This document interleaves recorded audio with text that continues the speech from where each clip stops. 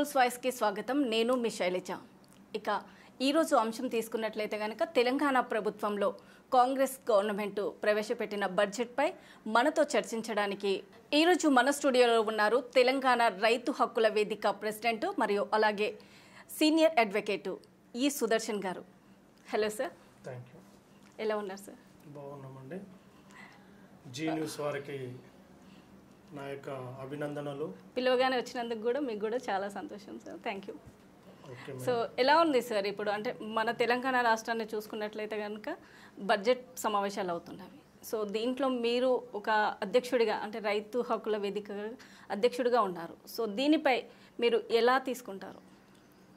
రైతులకు సంబంధించినంత వరకు కేటాయింపులలోన ప్రభుత్వము, గత ప్రభుత్వం కానీ ఇప్పుడు ఉన్నటువంటి ప్రభుత్వాలు కూడా వ్యవసాయము, వ్యవసాయ అనుబంధ రంగాలు అనేటటువంటి అంశాల మీద బాగానే కేటాయిస్తున్నారు. కానీ అమలు తీరుకు వచ్చే వరకే చాలా ఆశాజనకంగా ఉంటుంది బడ్జెట్ కేటాయింపులు.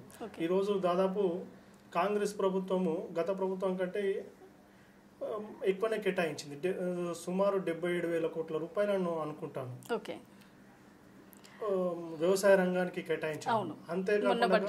అంతేకాకుండా గ్రామ పంచాయతీ రాజ్ అభివృద్ధి అనేటటువంటి అంశం మీద కానీ, తర్వాత హార్టికల్చర్ పేరు మీద ఇట్లా వ్యవసాయము, వ్యవసాయ అనుబంధ రంగాలు, గ్రామాల అభివృద్ధి, గ్రామ పంచాయతీల అభివృద్ధి అని తీసుకున్నప్పుడు మొత్తంగా దాదాపు 1,20,000 కోట్ల రూపాయల బడ్జెట్ని, అంటే 2,97,077 కోట్లేమో బడ్జెట్ ఇప్పుడు. 2,91,000 కోట్లు.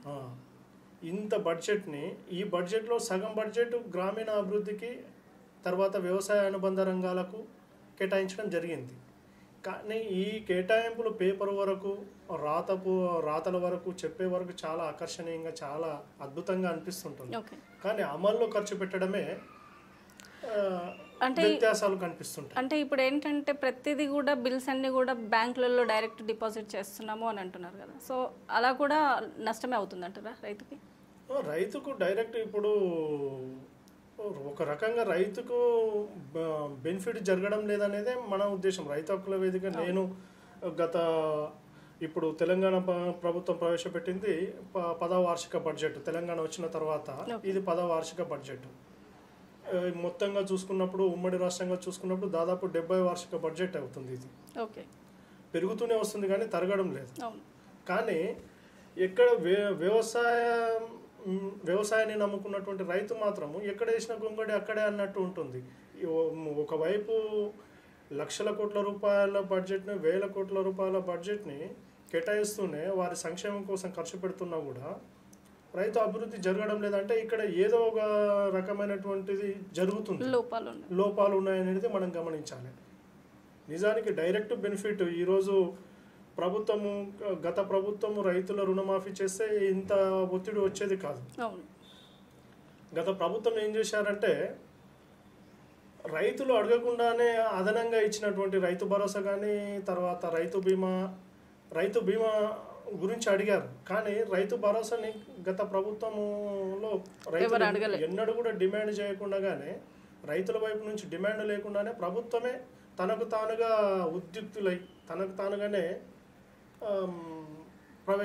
అంటే ఇవ్వడం జరిగింది రైతు భరోసా. అంటే దానివల్ల కొంతమందికి బెనిఫిట్ అయ్యింది. అంటే ఇప్పుడు పొలం సీజన్లో పంట వేసుకోవడానికి కూడా అప్పు చేయాల్సిన పరిస్థితి సందర్భంలో సో ఇలాంటివి కొన్ని వాళ్ళకి ఊరటనిస్తాయి అని చెప్పేసి కూడా చెప్పారు కదా. ఖచ్చితంగా ఊరటనిస్తాయి. కానీ లోపభూయిష్టత లేకుండా పారదర్శకంగా జరిగితే చాలా బాగుంటుంది అనేది రైతు హక్కుల వేదిక నుంచి నేను కోరుకుంటున్నాను, రైతులు కూడా కోరుకుంటున్నారు. ఓకే.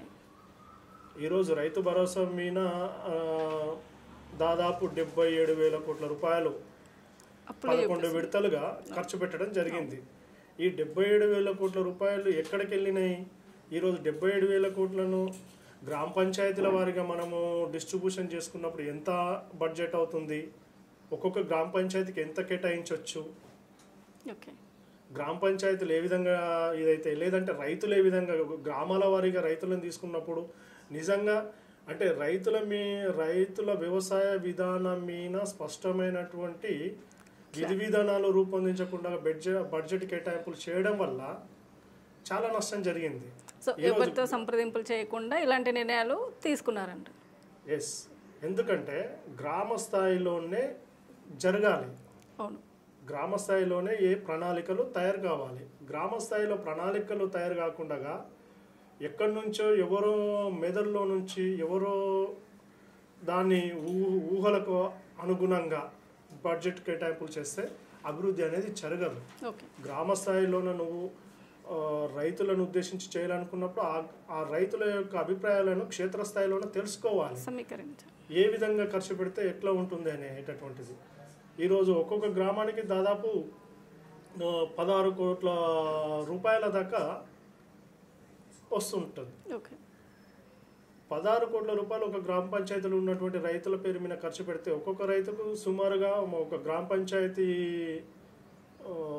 రైతు అంటే గ్రామ పంచాయతీ జనాభా 1000 నుంచి 1500 అనుకున్నా, లేదంటే హయ్యర్ ఎండ్గా 4000 మంది జనాభా ఉన్నారు అనుకున్నా కూడా మనం ఒక్కొక్క వ్యక్తికి దాదాపు 16 లక్షల రూపాయలు వస్తుంది వ్యక్తిగతంగా. అంటే ఈ లెక్కలు తీసుకుంటే అంటే ప్రభుత్వం విడుదల చేసిన లెక్కల ప్రకారం ప్రభుత్వము టీఆర్ఎస్ ప్రభుత్వము వారు నిరంజన్ రెడ్డి గారు ఎలక్షన్ సమయంలోన ఒక పెద్ద ప్రకటన ఇచ్చాడు. ఇప్పటి వరకు 11 విడతలుగా మేము 77,000 కోట్ల రూపాయలను రైతు భరోసా కింద ఇచ్చాము, రైతుల సంక్షేమం కోసం ఇచ్చామని చెప్పారు అన్నారు. ఈ రైతుల సంక్షేమం కోసం నిజంగా ఇచ్చినటువంటి బడ్జెట్ని మనము గ్రామాల వారీగా పంచాయతీ వారీగా విడదీసి చూసుకున్నప్పుడు ఒక్కొక్క గ్రామ పంచాయతీకి 16 కోట్ల రూపాయలు ఇసుకుంటే 16 కోట్ల రూపాయలు అంచనా వేస్తే ప్రతి గ్రామంలో ఉన్నటువంటి ప్రతి సభ్యునికి 16 లక్షల రూపాయలు వస్తుంది. అన్నప్పుడు మరి ఇవన్నీ అంటే ఇది డైరెక్ట్ బెనిఫిషియర్కి పోయేటటువంటిది. అవును, డైరెక్ట్ వచ్చేటటువంటిది. ఎక్కడ కూడా నీకు జీతాల కోసం ఇంకో దానికోసం వాటి కోసం తీసుకునేటటువంటిది. డైరెక్ట్ ఏ రైతు కోసం అయితే నువ్వు అందించాలనుకుంటావు ఆ రైతుకు పోయేటటువంటిది. ఇక్కడ రైతే కాకుండా నువ్వు గ్రామాన్ని తీసుకుంటే గ్రామంలో ఉన్నటువంటి అందరికీ కూడా ఇవ్వచ్చు. రైతునే టార్గెట్ చేసుకున్నప్పుడు ఇంకా ఆ రైతు ఏ విధంగా ఉండాలి? అసలు అప్పు లేనటువంటి రైతులు కనిపించాలి. కానీ మరి ఎక్కడ పోయింది? 16 లక్షలు అంటే ఆల్మోస్ట్ అప్పులన్నీ తీరిపోయి సంతోషంగా ఉంటాడు కదా. సంతోషంగా ఉండాలి ప్రతి రైతు కూడా. కానీ అలా లేదు కదా. మరి మన రాష్ట్రంలో తీసుకుంటే ఇప్పుడు ఆ విధమైనటువంటి పరిస్థితి లేదు. ఇది దాదాపు 72వ వార్షిక బడ్జెట్ అనుకుంటాను. అంటే స్వతంత్రం వచ్చినప్పటి నుంచి తెలంగాణ వచ్చిన తర్వాత ఇది 10వ వార్షిక బడ్జెట్. ఈ బడ్జెట్లో కూడా రైతులకు అమోఘంగా ప్రకటించారు. గ్రామ పంచాయతీ తర్వాత వ్యవసాయానికి సంబంధించి చూసుకుంటే దాదాపు మనకు 1,20,000 కోట్ల బడ్జెట్ కేటాయించినట్టే. కానీ దీని అమలు తీరునే ఏ విధంగా చేస్తారనేది చూడాలి. ఒకవైపేమో కాంగ్రెస్ ప్రభుత్వం చాలా స్పష్టంగా రైతు పక్షపాతిని, రైతుల కోసమే మా ప్రభుత్వం పనిచేస్తుంది, రైతుల కోసం అన్ని రకాలుగా వాళ్ళకు కావాల్సినటువంటి ప్రతి అవసరతను తీర్చడానికే మా ప్రభుత్వం ఉందని చెప్పేసి గౌరవనీయులైనటువంటి రేవంత్ రెడ్డి గారు అంటున్నారు. ఆ దిశలో అడుగులైతే వేస్తున్నారు. అన్నట్లే మొన్న రుణమాఫీలు కూడా స్టార్ట్ చేశారు. ఇప్పటికి లక్షలోపు ఉన్నటువంటి రుణాలు చాలా వరకు క్లియర్ అయిపోతున్నాయి. తర్వాత నెక్స్ట్ సెకండ్ ఫేజ్లో 1,50,000 లోపు ఉన్నటువంటి వాళ్ళకు, ఆ తర్వాత థర్డ్ ఫేజ్ వచ్చే వరకు 2 లక్షల లోపు ఉన్నటువంటి ప్రతి రైతుకు కూడా రుణమాఫీ చేస్తానేటటువంటి దాన్ని హామీ ఇస్తున్నాడు, మాట్లాడుతున్నాడు. మరి ఇది విజయవంతం కావాలని మనం కోరుకుందాము. ఎందుకంటే రైతు ఏడ్చినటువంటి రాజ్యం కానీ నాగలు ఏడ్చినటువంటిది కానీ బాగుపడినటువంటి సందర్భాలు లేవనేది నానుడి పెద్దల నుంచి కూడా వస్తుంది. కాబట్టి రైతును కాపాడుకోవాల్సినటువంటి బాధ్యత ఉంది. కాంగ్రెస్ ప్రభుత్వం మొట్టమొదటి డిక్లరేషన్ ఇచ్చింది వరంగల్లో. రైతు డిక్లరేషన్ నుంచి స్టార్ట్ అయింది. రైతు డిక్లరేషన్ అంటే గత ప్రభుత్వం తీసుకున్నటువంటి ధరణి అనేటటువంటి సమస్య, ధరణి వల్ల జరుగుతున్నటువంటి మోసాలు, దగలు, అసలు అంటే రైతులు ఎకరా 2 ఎకరాల్లో ఉన్న రైతుల భూములు ఏ విధంగా ఆక్రమణకు గురైనవి, ప్రభుత్వ భూములు ఏ విధంగా ఆక్రమణకు గురైనవి, తర్వాత న్యాయపరమైనటువంటి చిక్కులో ఉన్నటువంటి భూములను ఏ విధంగా ఆక్రమణకు గురైనవి, ఇట్లా రకరకాల భూములను పేదవాళ్ళకు సంబంధించినటువంటి ఆక్రమణలో ఉన్నటువంటి భూములన్నీ ధరణి వల్ల ఆక్రమణకు గురైనటువంటి దాన్ని కాంగ్రెస్ ప్రభుత్వం గమనించి 2002లో అనుకుంటాను 2002 మే నెలలో రైతు డిక్లరేషన్ మొట్టమొదటి ఎజెండాని వాళ్ళు ప్రకటించారు.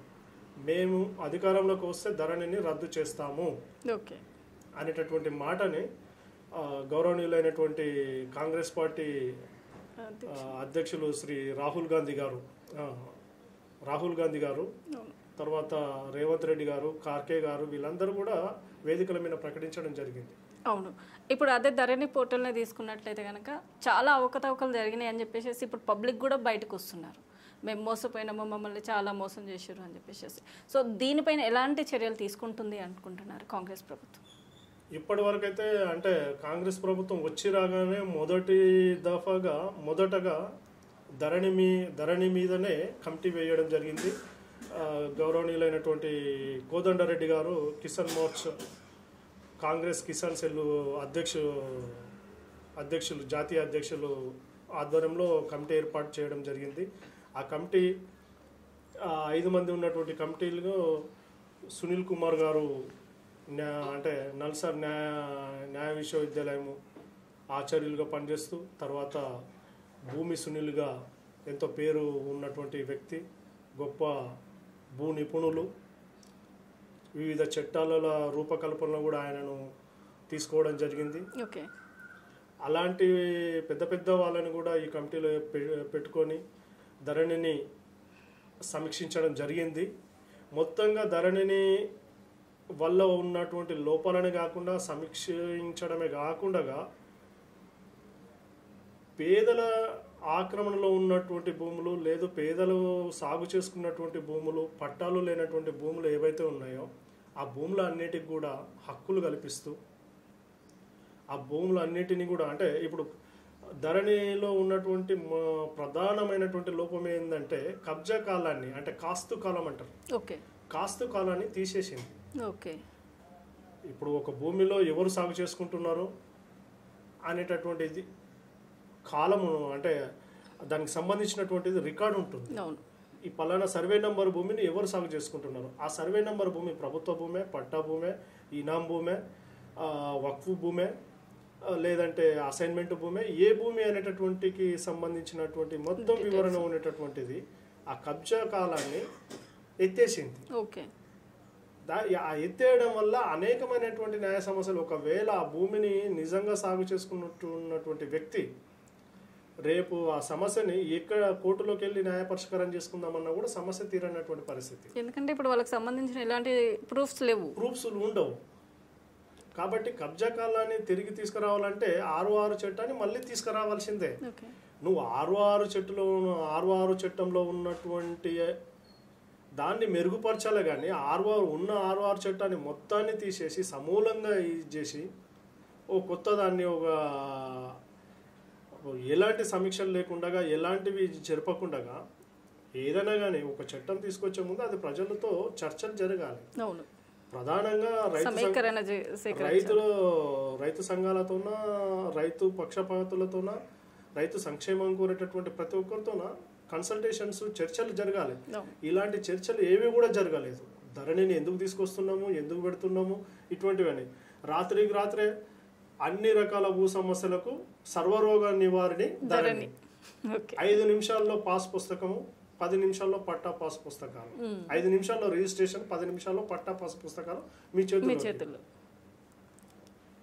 ఇది ఎట్లా సాధ్యమవుతుంది? భూమి అనేటటువంటిది అనేకమైనటువంటి సమస్యలకి కేంద్రం అవుతుంది. ఈరోజు కోర్టుల్లో ఉన్నటువంటి ప్రధానమైనటువంటి సమస్యల్లో 170% భూమికి సంబంధించినటువంటివే, హౌసెస్కి సంబంధించినటువంటి సమస్యలే ఉన్నాయి. ఈ సమస్యని రికార్డు పరంగా పారదర్శకంగా పరిశీలిస్తే కోర్టుల మీద భారం తగ్గుతుంది. కానీ ఇక్కడ యంత్రాంగం కానీ లేదంటే ఈ విధానాలను పాలసీ విధానాలను రూపొందించేటటువంటి వాళ్ళు, అడ్మినిస్ట్రేషన్ ఏజెన్సీలు ఏవైతే ఉన్నాయో వాళ్ళు సక్రమైన పద్ధతులు చేయకపోవడం వల్ల అందరికి పని భారం పెరుగుతుంది. ఇప్పుడు ఏ వ్యవస్థలు అయితే చేయవలసినటువంటి పనిని సక్రమంగా చేయకపోతేనే అన్ని వ్యవస్థల మీద భారం పడుతుంది, ఎఫెక్ట్ ఉంటుంది ఖచ్చితంగా. ఇప్పుడు రెవెన్యూ వ్యవస్థ ఫెయిల్ అయిందంటే రెవెన్యూ వ్యవస్థ మీద ఉన్నటువంటి సమస్యలు పోలీస్ వ్యవస్థ మీదకి వస్తాయి, పోలీస్ వ్యవస్థ మీద ఉన్నటువంటి కోర్టు దగ్గరకు వస్తాయి. ఇట్లా ఒక దాని నుంచి ఇంకొక దాని నుంచి ఒకటి శరీరంలో ఒక భాగానికి గాయమైతే అంత శరీరం అంతా బాధపడుతుంది. అట్లనే నీకు ఈ వ్యవస్థలో ఎక్కడ ఇబ్బంది వచ్చినా కూడా చివరికి అన్ని భాగాలు ఇబ్బంది పడవలసింది. ప్రధానంగా కోర్టులు న్యాయ సమస్యను పరిష్కరించేటటువంటి వాళ్ళపైన ఎక్కువ పడుతుంది. ఓకే.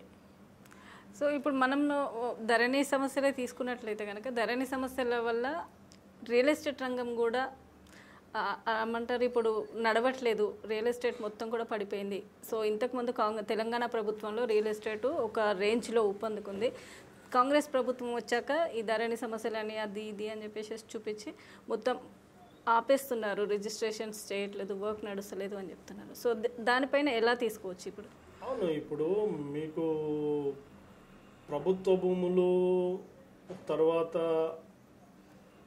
ఎవరైతే పేదలకు సంబంధించినటువంటి భూములు ఉంటాయో ఈజీగా కొల్లగొట్టేటటువంటి ప్రయత్నాలని అడ్డుకట్టేయడం. ఈరోజు ప్రభుత్వ భూములు ఏ విధంగా కబ్జా గురైనటువంటివి అనేది చాలా పత్రికల వాళ్ళు, మీడియా వాళ్ళు, తర్వాత రకరకాలుగా అన్ని వేదికల నుంచి వస్తున్నాయి. ప్రజలకు సంబంధించిన భూమి ఏ విధంగా అన్యాక్రాంతం అవుతుంది. అదే రియల్ ఎస్టేట్ అంటే ఇక్కడ దీనికి వేరే కారణాలు ఉన్నాయి. జనాభా పెరుగుతుంది, భూమి పెరగడం లేదు. భూమి ఒక స్థిరమైనటువంటి రూపంలో ఉంది. దాన్ని పెంచడానికి కానీ సాగదీయడానికి కానీ వీలు పడదు. పెరుగుతున్న జనాభాని దృష్టిలో పెట్టుకొని కొంతమంది వ్యక్తులు, వ్యాపారస్తులు ఈ యొక్క ప్రజల యొక్క డిమాండ్ని, ప్రజల యొక్క అవసరాలని గమనించినటువంటి వాళ్ళు వ్యాపారంలో భాగంగా చేస్తున్నారు. ఈ వ్యాపారంలో భాగంగానే వారి యొక్క అభివృద్ధి కోసము భూములను కబ్జా పెట్టడమా, భూములను మార్చడమా, రాత్రికి రాత్రి మారిపోతాయి. పట్టా భూమి ప్రభుత్వ భూమిగా మారిపోతుంది, ప్రభుత్వ భూమి పట్టా భూమిగా మారిపోతుంది. లావోని భూమి లావానికి సంబంధించిన భూమి అవుతుంది. లావోని భూమి అనేటటువంటిది పేద ప్రజలకు ఇచ్చినటువంటి భూమి. అది ఒక పెద్దవారి యొక్క కుటుంబంలో ఉన్న లావణ్య అనే పేరు మీద వస్తుంది.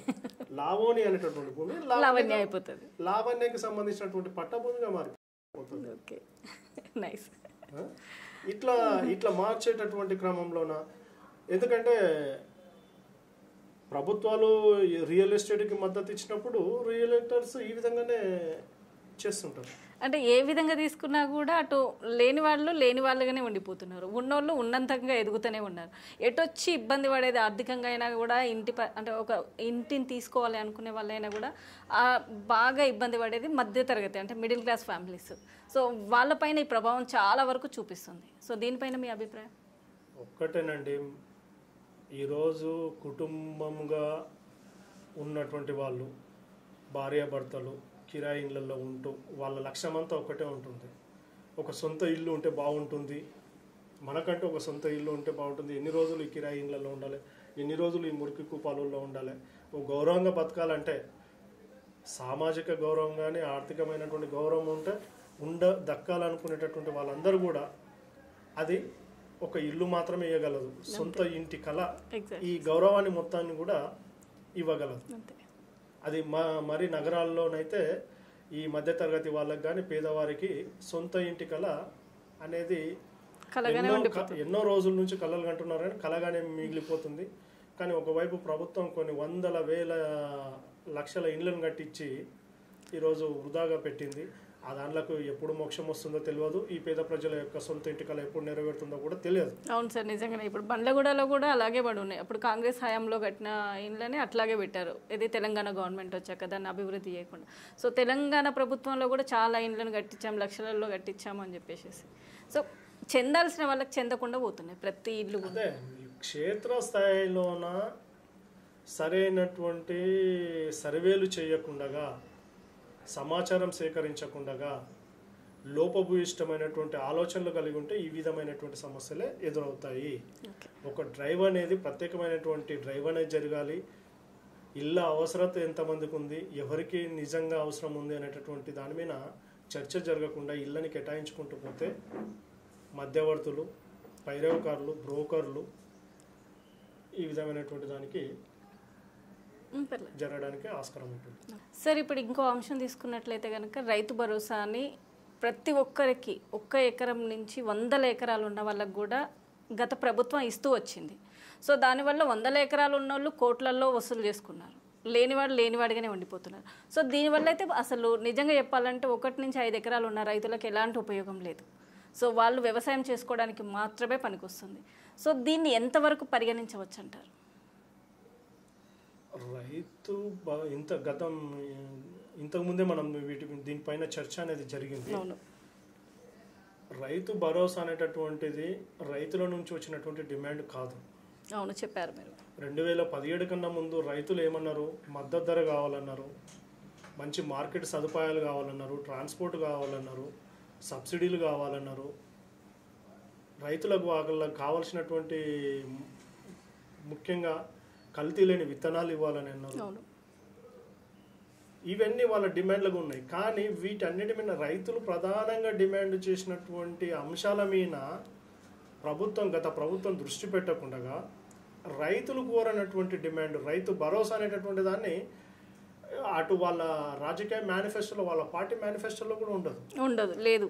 అవును, టీఆర్ఎస్ ప్రభుత్వము 2 దఫాలుగా విడుదల చేసినటువంటి మేనిఫెస్టోలో కూడా రైతు భరోసాకు సంబంధించినటువంటి అంశాన్ని తీసుకురాలేదు. రైతు భరోసా ఇస్తామని చెప్పి ఎక్కడ కూడా మేనిఫెస్టోలో పెట్టలేదు.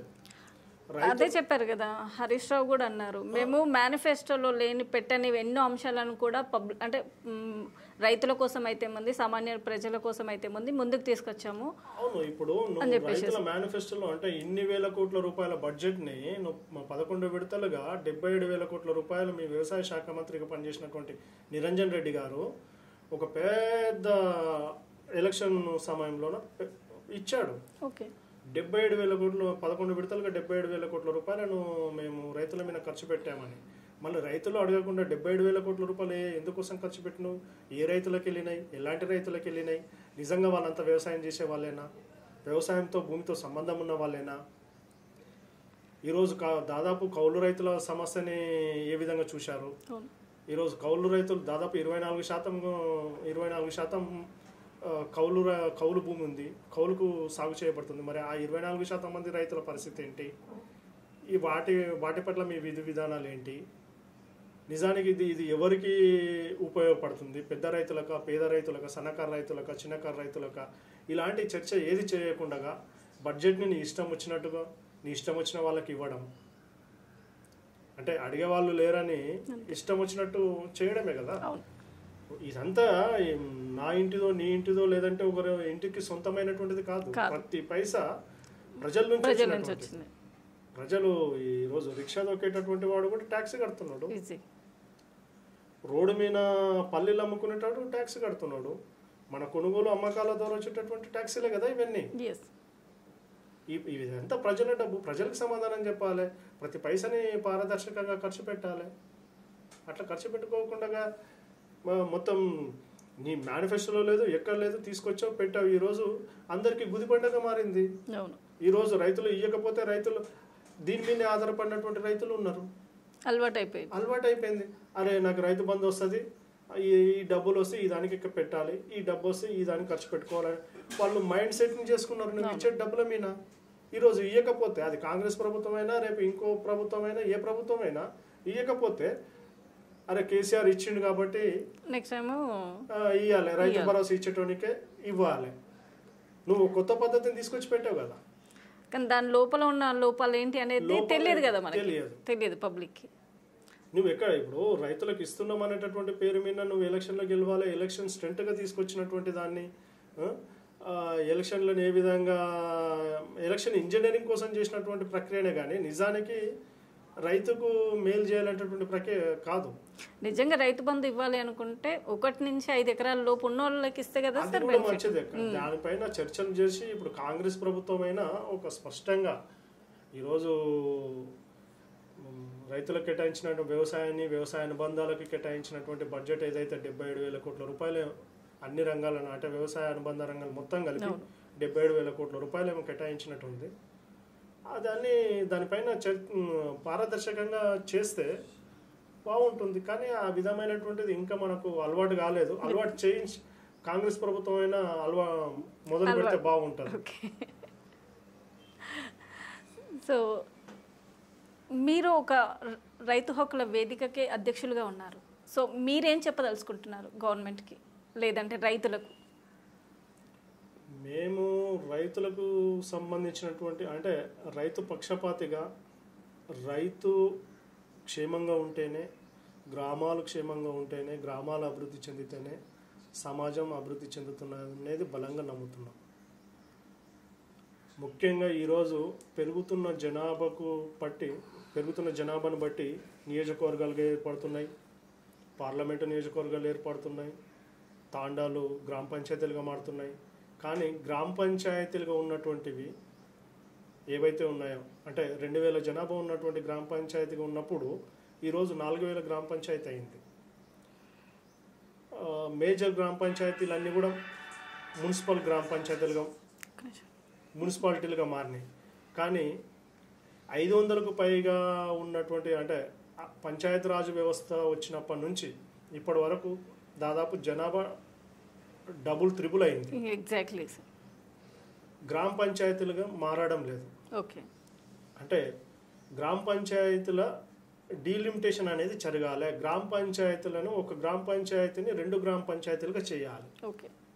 ఒక గ్రామ పంచాయతీ అభివృద్ధి జరగాలి, గ్రామము అభివృద్ధి జరగాలంటే ప్రతి గ్రామ పంచాయతీని 2 గ్రామ పంచాయతీలుగా, 4000 జనాభా ఉన్నటువంటి గ్రామ పంచాయతీని లేదా 2000 గ్రామ పంచాయతీలకు ఉన్నటువంటి పంచాయతీలను 2 పంచాయతీలుగా చేయాలి. ఆ 2 పంచాయతీలుగా కూడా చేయాలి అంటే ఈరోజు ఎస్సీ ఎస్టీలకు సంబంధించినటువంటి ఏవైతే ఉన్నాయో కాలనీలను, నేను ఒక రైతుగా అంటే రైతు హక్కుల వేదిక రాష్ట్ర అధ్యక్షునిగా నా అభిప్రాయం చెప్తున్నాను. మీరు మీ వెసులుబాటు కోసం అసెంబ్లీలను అన్నిటినీ పెంచుకుంటూ పోతున్నారు. అదేవిధంగా గ్రామ పంచాయతీలను కూడా పెంచాలనేది నా ముఖ్య ఉద్దేశం. గ్రామ పంచాయతీలను పెంచడం వల్ల అభివృద్ధికి అనుకూలమవుతుంది. మరి ముఖ్యంగా ఎస్సీ కాలనీలు ఏవైతే ఉంటాయో వాటిని ప్రత్యేక పంచాయతీలుగా గుర్తించాలి. ఎస్సీలు ఎక్కడైతే ఉంటారో వాళ్ళను ప్రత్యేక, ఎందుకంటే వాళ్ళ జనాభా ఇప్పుడు 60 పంచాయతీరాజ్ వ్యవస్థ వచ్చిన తర్వాత వాళ్ళ జనాభా పెరిగింది. ఆ దమాషా ప్రకారంగా పంచాయతీలని చేయాలి. ప్రతి ఎస్సీ కాలనీలను కూడా గ్రామ పంచాయతీగా తయారు చేస్తే బాగుంటుంది అనేది నా ఉద్దేశం. దాంతోపాటు రైతులకు సంబంధించి అభివృద్ధి చెందాలంటే ఒక ప్రణాళికను అంటే ఒక మంచి ప్రణాళికను ప్రభుత్వాలు ఆలోచించాలి. ఈరోజు రైతు బంధుని, రైతు భరోసాని, రైతు బీమాని ఏ విధంగా తీసుకొచ్చారో, కానీ భూమిని నమ్ముకున్నటువంటి ప్రతి రైతుకు కూడా న్యాయం జరగాలంటే కనీసం ప్రతి కుటుంబానికి 1 ఎకరా భూమి ఉండేటటువంటి ప్రయత్నం ప్రభుత్వం కల్పించాలి. ఎందుకంటే కోనేరు రంగారావు కమిటీ వేసినటువంటి ఇదే కాంగ్రెస్ ప్రభుత్వము 2004లో గౌరవనీయులైనటువంటి రాజశేఖర్ రెడ్డి ప్రభుత్వం కోనేరు రంగారావు కమిటీని వేసింది. ఆ కోనేరు రంగారావు కమిటీ కూడా మేము ప్రధానమైనటువంటి ఉద్దేశం భూ సమస్యలను పరిష్కరించమని. ఎందుకంటే భూమే ప్రధాన సమస్యగా ఉంది. ఈ ప్రజలకు భూమే ప్రధానమైనటువంటి సమస్యగా ఉంటుంది ఎప్పటికీ. అంతే కదా సార్. కాబట్టి ఆ భూమి లేనటువంటి వాళ్లకు, భూమి లేని కుటుంబాలకు కనీసం ఒక కుటుంబానికి ఎకరా భూమి ఉన్న వచ్చే విధంగా ప్రభుత్వాలు ప్రయత్నాలు చేయాలి. ఆ సాగు భూమిగా, ఆ ఇచ్చే భూమి కూడా సాగు భూమిగా ఉండి కొంతవరకు అభివృద్ధి పాటుపడేటట్టు చేయాలనేది రైతు హక్కుల వేదిక రాష్ట్ర అధ్యక్షుడు నా యొక్క విన్నపం. ప్రభుత్వం ఆ దిశలో ప్రయాణిస్తుందని కూడా ఆశిద్దాం. ఓకే. ఇప్పుడు రైతు భరోసా అవసరం అంటారా లేదంటే సబ్సిడీ పైన అవసరం అంటారా? మీకు సబ్సిడీలు, రైతులు ఏవైతే ప్రధానమైనటువంటి సమస్యలు ఉన్నాయో, ఈరోజు రైతులకు చాలా సమస్యలు ఉన్నాయి. మార్కెట్ సదుపాయాలు లేవు, గిట్టుబాటు ధర లేదు, కల్తీ విత్తనాలు, వీటన్నిటిలో మొత్తం కూడా మధ్యవర్తుల యొక్క ప్రమేయం ఎక్కువ ఉంటుంది. చాలా వరకు ఇప్పుడు నువ్వు విత్తనాలు కొనడానికి మధ్యవర్తుల ప్రమేయమే, నువ్వు పండించిన పంటను తీసుకెళ్లాలంటే మధ్యవర్తుల ప్రమేయమే. ఏ విధంగా అంటే కొనబోతే కొరివి, అమ్మబోతే అడవి అనేటటువంటి పరిస్థితి రైతులది. వాళ్ళు సాగు మొదలు పెట్టినప్పటి నుంచి ఆ పంట చేతికొచ్చి మార్కెట్ పోయే వరకు కూడా దళారులే మొత్తం. వ్యవసాయం, దాని అనుబంధ రంగాలు, అందులో ఉన్న దళారులు. ఈ విధంగా అంటే చైన్ సిస్టంలోనే రైతు ఇదైపోతాడు. ఈ వ్యవస్థలన్నిటిలో కూడా ఎక్కడ కూడా అంటే ప్రభుత్వపరమైనటువంటి వ్యవస్థలు ఉన్న పట్టించుకునే పరిస్థితులు ఉంటాయి. కల్తీ విత్తనాలని అరికట్టాలి కానీ చేయలేకపోతున్నాం, కల్తీ మందులను అరికట్టాలి చేయలేకపోతున్నాం, మార్కెట్ సదుపాయాలు కల్పించలేకపోతున్నాం, సబ్సిడీలు ఇయ్యలేకపోతున్నాం. కానీ ఒక పక్కనేమో మళ్ళీ రైతులకు అందరికీ రైతు భరోసాలు ఇవన్నీ ఇస్తున్నాము పెడుతున్నాము చేస్తున్నాము. వాళ్ళ డెవలప్మెంట్ సబ్సిడీలను వీటన్నిటిని ఒకవైపు తగ్గిస్తున్నాయి, ఇంకోవైపు రైతు భరోసా అంటే ఒక రకమైనటువంటి మూసలో రైతులని మోసం చేయడం. రైతులను ఏవైతే రైతు సంఘాలు రైతు పక్షపాతులు చాలా కాలం నుంచి డిమాండ్స్ ఉన్నాయి, ఆ డిమాండ్స్ నెరవేర్చకుండా కొత్త పద్ధతులను తీసుకురావడం. సరే కొత్త పద్ధతి అది రైతులకు ఉపయోగపడాలి, కానీ పాతగా ఉన్నటువంటి సమస్యలు ఏవి ఉన్నాయో, పెండింగ్ సమస్యలు, రైతులకు సంబంధించిన పెండింగ్ సమస్యలు ఏవి ఉన్నాయో, అంటే మార్కెట్కి సంబంధించినవి కానీ విత్తనానికి సంబంధించినటువంటి సమస్యలు కానీ వీటన్నిటిని కూడా పరిష్కరించాలి. అవన్నీ కూడా ప్రభుత్వ ఆధీనంలో ఉండాలి. ప్రభుత్వమే వీటన్నిటిని తీసుకొని పనిచేస్తే బాగుంటుంది. Okay, thank you sir. చాలా మంచి విశ్లేషణతో మాకు పూర్తిగా విశ్లేషించారు ఈ అంశం పైన. So thank you. జీటీవీ వారికి కూడా థ్యాంక్ యూ.